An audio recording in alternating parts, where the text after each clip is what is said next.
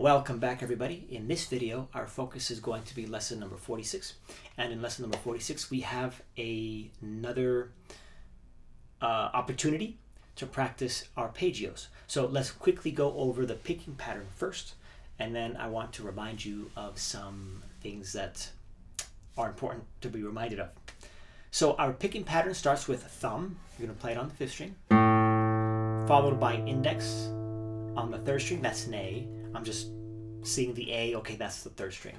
So thumb on the 5th string, index on the 3rd string, middle is going to be on the 2nd, since that C is on the 2nd string, ring finger on the 1st string, that's a high E, and then you're going to continue with index on the 3rd string, since A again is on the 3rd string, and then middle finger on the 2nd string, since C is on the 2nd string. So as open strings, it sounds like this. That's the pattern. P-I-M-A-I-N. Luckily for us, the fingers are not having to change strings in the middle of that pattern. They're always going to be on the same string, so that makes it more easy to manage. In the second measure, we have a G sharp. A sharp sign, if you remember, moves a note 1/2 step higher. In this case, G is an open string. The sharp sign is going to move it to the 1st fret, right there. And if you remember the rule of an accidental, once a note has been raised, in this case with the sharp sign, or once a note has been raised with the sharp sign, as opposed to lowered with the flat sign, which we haven't gone over yet, that note is going to remain sharp for the duration of the measure. So when you see it again, you're going to play G sharp again. A 3rd time, a 4th time. That's 4 times in that measure. Once you've gone to the next measure, everything resets. Now in measure 3, you actually have the G sharp again. And you'll notice the sharp sign has returned. And it has to return because it's a new measure, right? And then again, you'll see it 3 more times without the sharp sign. So all of those are also going to be G sharp. And then you continue on through measure 3, 4, and measure 5, you have a C sharp. C is on the 1st fret. C sharp is going to be on the 2nd fret. And so again, all of those C sharps in that measure, all of those C's in that measure are going to be played as C sharp. So they're all going to be here. And then you go on from there. There is another sharp sign in measure 7. It's halfway through the measure.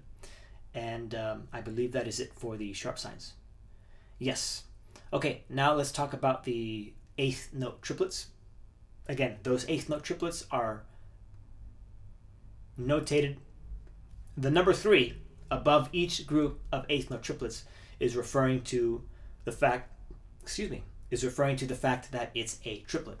It has nothing to do with your 3rd finger. It's just, hey, these are triplets, okay?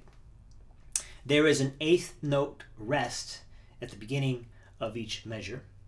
That 8th note rest is a part of that triplet. So within that first triplet, 1 and you have rest and and and and.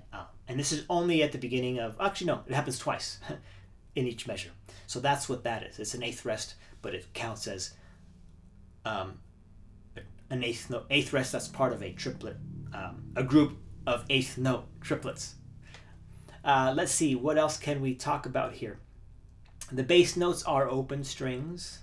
So you're going to use that method I had mentioned to you, where when you play a note on one string, you stop the other string from ringing with either a rest stroke or returning to the string that you played previously to stop the string. And I believe that is it in terms of all of the technical things. Now, the musical side of things, I do want you to execute something for me.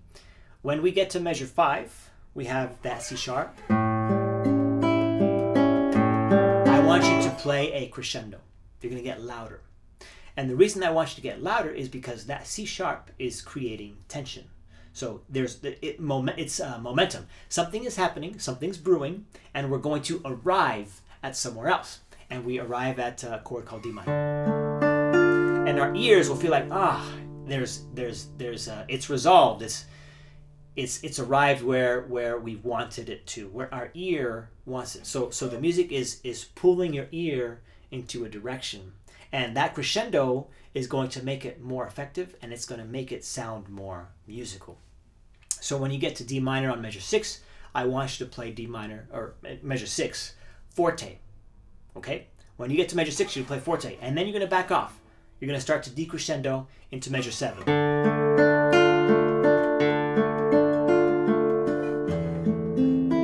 See that? How I kind of calmed down a little bit? I started to play a little bit softer. And then at the end, you're going to add a rit before you get to the last measure. And then all the way through that last measure. Nice, soft landing, right? Okay, so let's give it a go. Pause the video, practice it. The tempo we will be playing at will be somewhere around here. All right, here we go.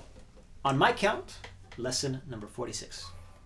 1, 2, 3, and 4, and up.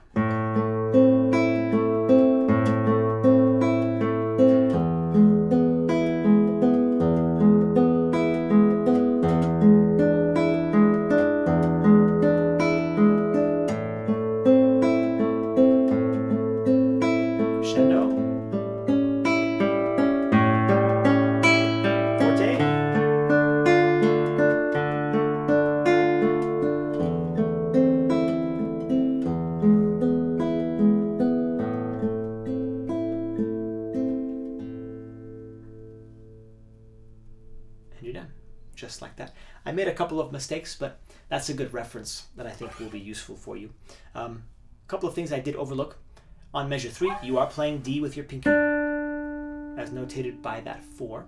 And in measure 6, when you play D minor, I actually would like you to play that with your pinky as well. The D that you're playing, that it says to play with your third finger, it tells you to do this. 2, 3, 1. What I would like you to do instead is 2, 4, and then 1. Just so that we are consistent with that note. Okay?